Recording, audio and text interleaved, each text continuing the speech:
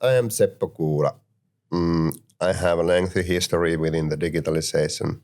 I have led many endeavors, companies through different phases of this development. And this is our podcast where we have interesting friends who also have experienced background about the digital information system development, which has been supporting the management and process development. Today, I'm joined with my friend Veikko, Saikkonen, and Nicola Holmes, and we are going to discuss about enterprise AI. Would you like to tell us where are you from and why this topic is close of your heart? Nicola. Absolutely. Well, I'm from Australia and I've been working in some sort of AI and robotics and systems and IT for too long.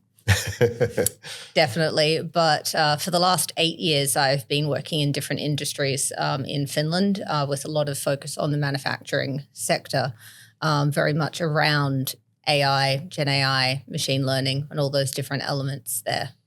But previous to that, freelance, and then also some time working for one of the government civilian military sections in Australia.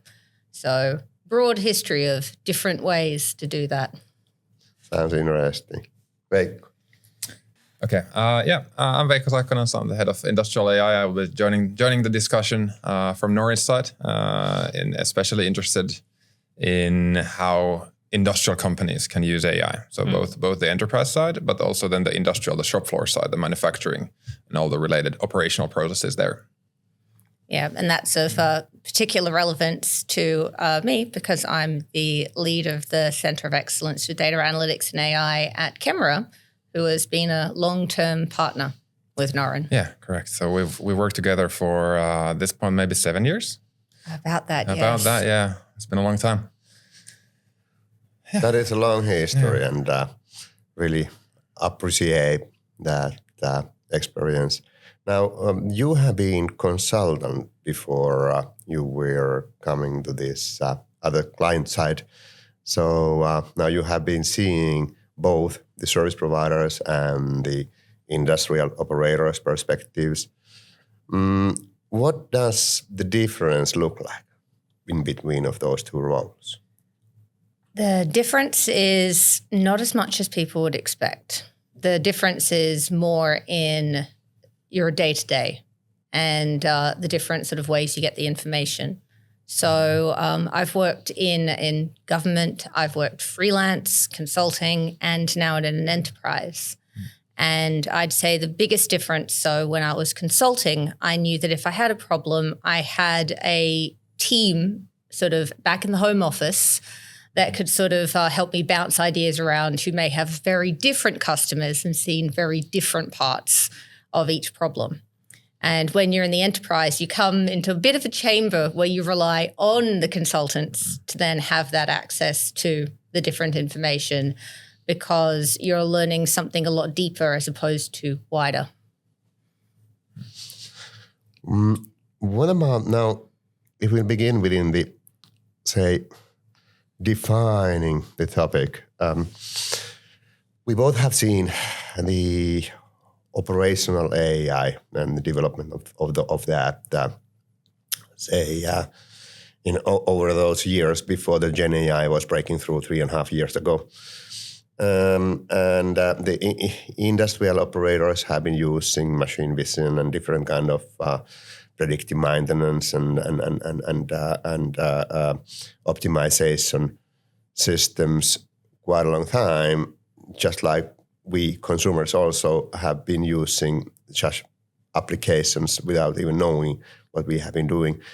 But when GenAI was breaking through in December 22, 100 million people were using ChatGPT in 2 months and were getting scared of that technology. What did you think by that time, and how do you see the difference between the GenAI and the traditional machine learning operations, and AI.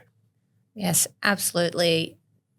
Any unregulated industry is going to cause some difficult issues and problems, and it's very hard to regulate brand new technology that we don't quite understand. And to understand at which sort of guardrails and guidelines should we have in place for using these things responsibly and sustainably. And when it came along, I was just more interested in watching and seeing sort of how that went. Now, I didn't rush out there and give it my medical history, though, because I was young and in uni when Facebook came out and social media sort of really took off. We did have like all the live journals and the MySpaces before then where people were putting everything out there. But it wasn't really until Facebook and the sort of real explosion of social media that people discovered, oh, maybe I shouldn't put everything on the internet. So I learnt that lesson then, because there are absolutely still photos of me partying in my early 20s around there that are never coming off the internet, no matter how they're deleted. I'm not that embarrassed. I was wearing costume as I was Princess Peach for one friend's birthday. That one's come up a few times. It's an excellent wig, though. I just don't suit being a blonde.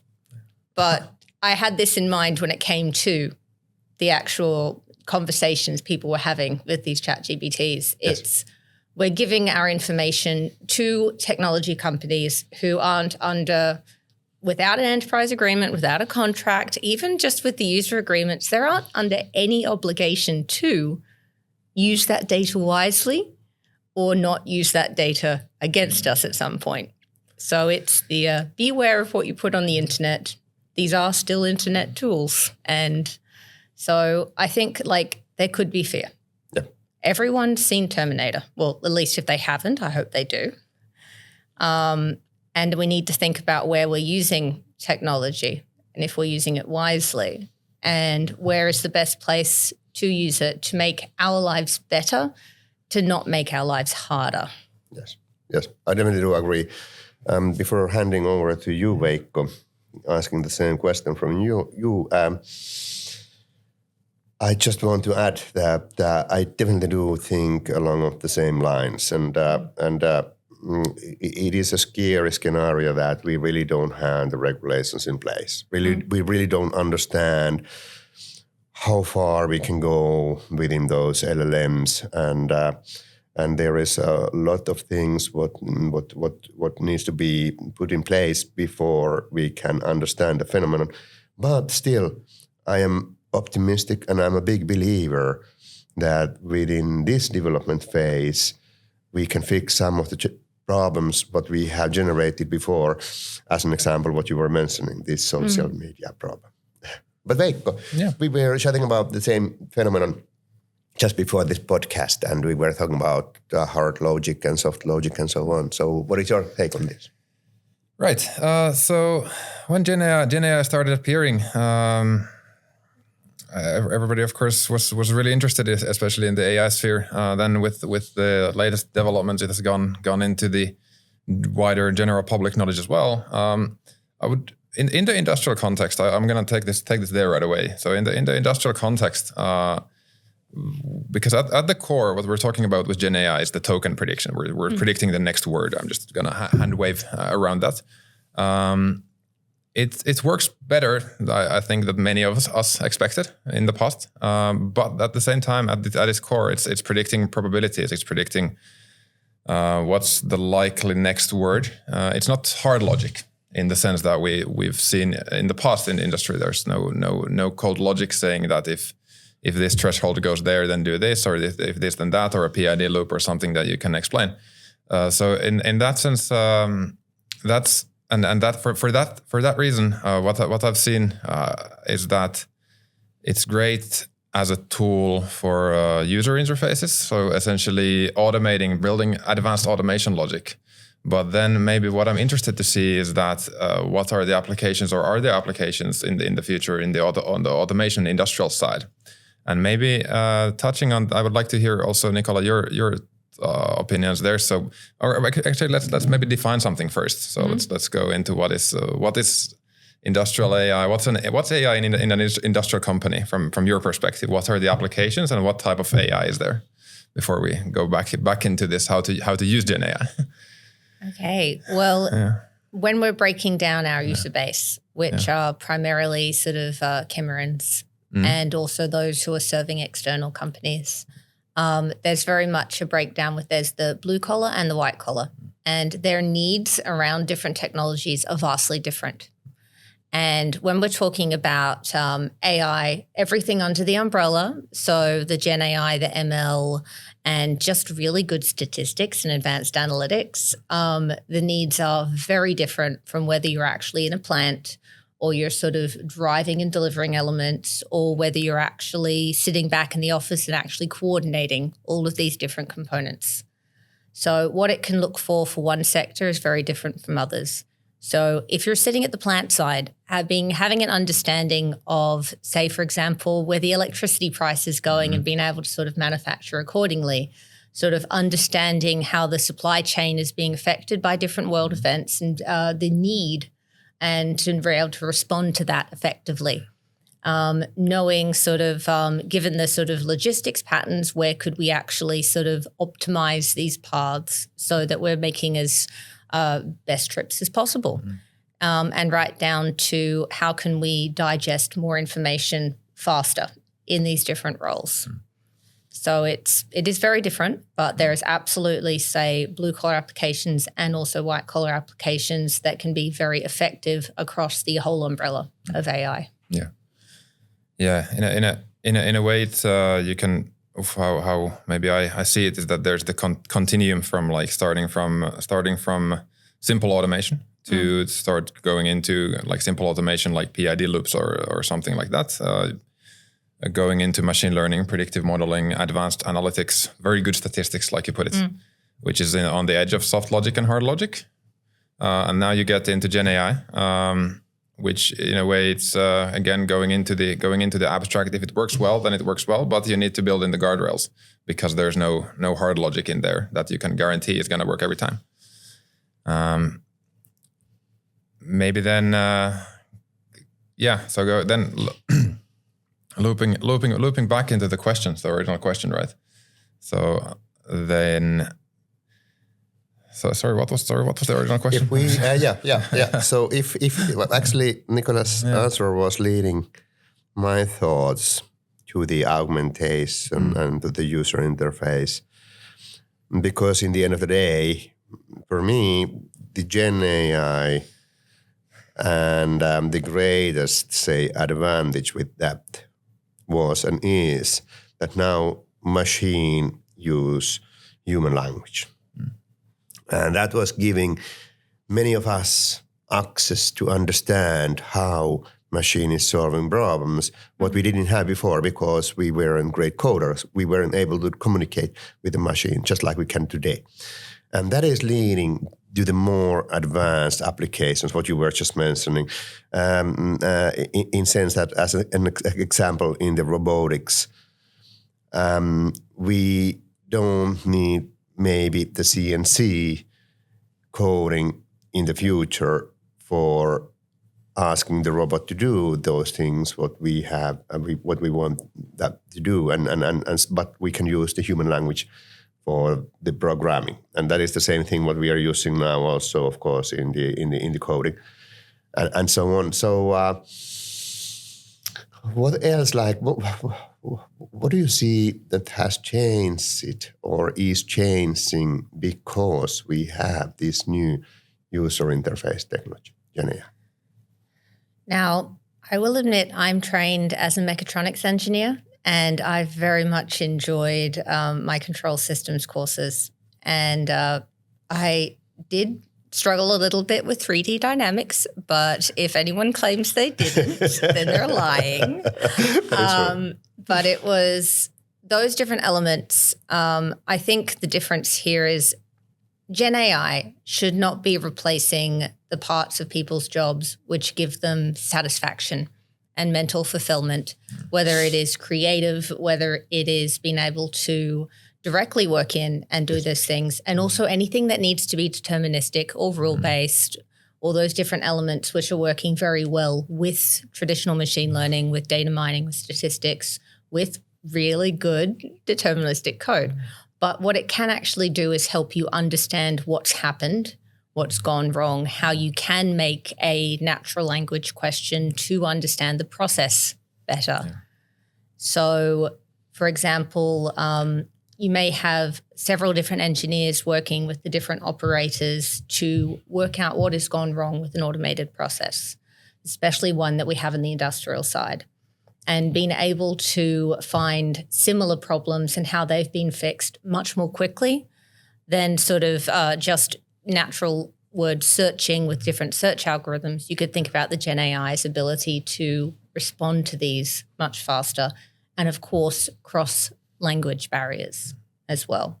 So in that case, it's allowing the people who solve these problems to use their genius to solve them, but giving them extra tools and extra information to get to that solution faster. And I think that's where it's really sort of has the ability as that interface. It's that interface to getting the information you need in a synthesized fashion, not for necessarily replacing the part of your job that is very satisfying when you unpick a problem.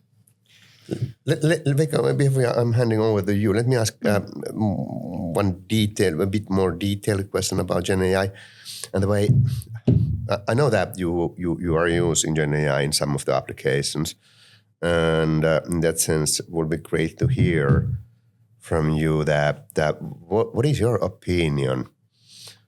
Do you believe that we are going to continue to use LLMs as a backend for that natural language processing between the machine and us? Or do you believe that there will be narrower models where we are handling kind of the topic-specific language? I do think that it is going to get down to very much an agentic layer. Yeah. So smaller, more applied models that are able to do something without needing to go as wide. So you could use, say, a master model or system to actually do the initial wide to identify which of the narrow options will actually get you something that can go deep. Mm-hmm. So more that someone's got deep knowledge as opposed to wide. And I think it will be a system of these. The current LLMs we have are vast and wide and very expensive to run, not just in money, but also in natural resources. That is true. So by sort of having these ones that can actually dive deeper and very much more focused on the answer you want, not on everything that they could be on the planet, I think sort of is the way it's going to go, just driven by these causes. Yeah, and touching on that brings us, because right now, what engineers are spending their time on with getting LLM systems to work is context engineering, right? Like you have to give the model the right context because you can't give it everything, otherwise it's gonna go off the rails at some point, or maybe not right away. So maybe that aligns quite well with the practical problems in the engineering right now. So very much, yeah. Then touching and maybe going a bit on the industrial AI. So then back there. So if we imagine, could it be then that for this industrial process, the plant manager wants to make it run well. He or she doesn't care about what kind of AI is running it. So is this GenAI is in a way it's adding the context. So if we have the PID loop that's controlling the level of water in a tank, then we have a predictive maintenance solution going into this advanced analytics that's predicting whether or not a part of the machine is going to break. So that's the traditional machine learning, or we have computer vision, we have something else. So then GenAI is the part that ties all those together.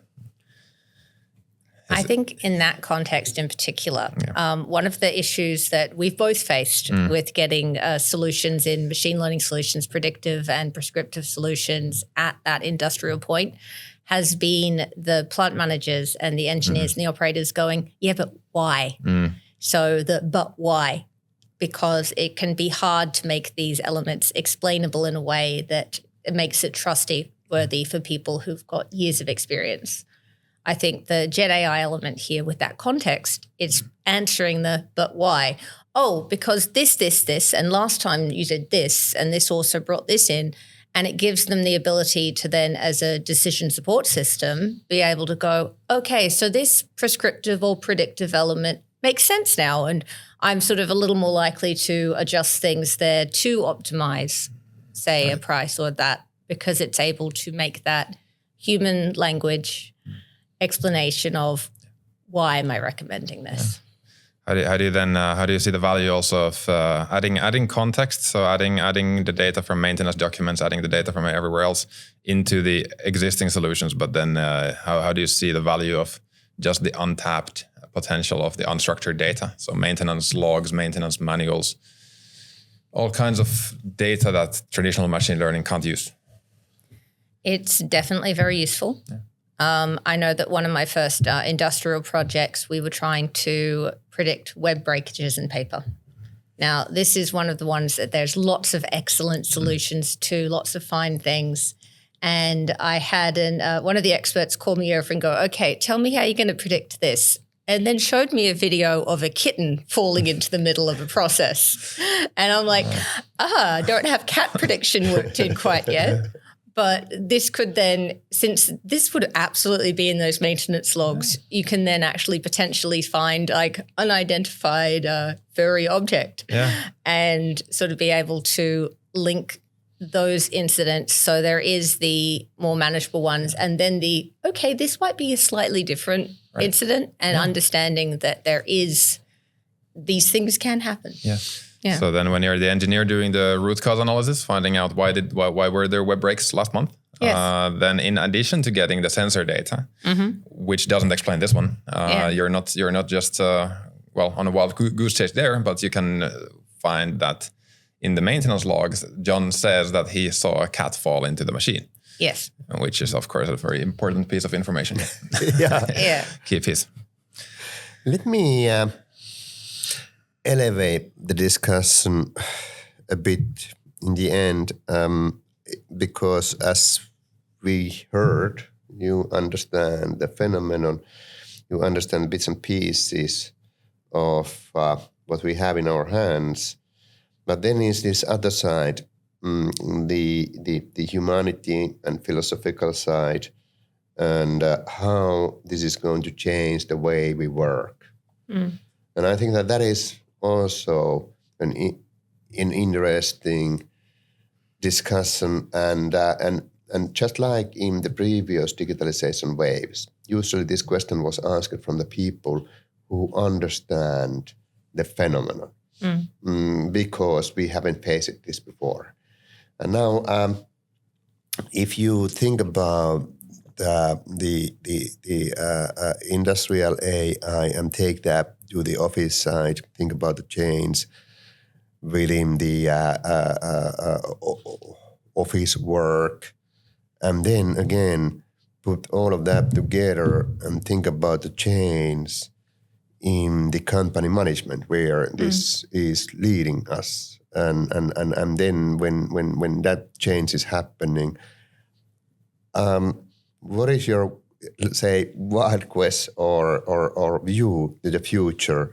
What are the biggest changes what we are going to face because of GenAI?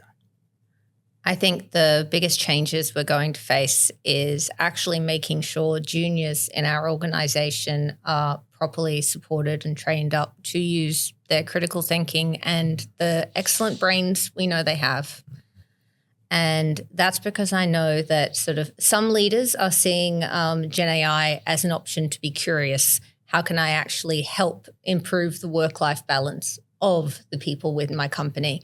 How can I sort of help them find information faster? And then others are seeing it, unfortunately, as I can replace my workers and I only need the senior experts. And I think that this could have quite a waterfall and roll-on effect there. So I think the biggest challenge is going to be making sure that the junior employees that we're bringing in, they have the ability to find information in different ways. They have the ability to use these tools or not use these tools. Yeah. And I'm quite glad that some of those in their early 20s are pushing back to find these different elements and open a book, because tools should be used as tools.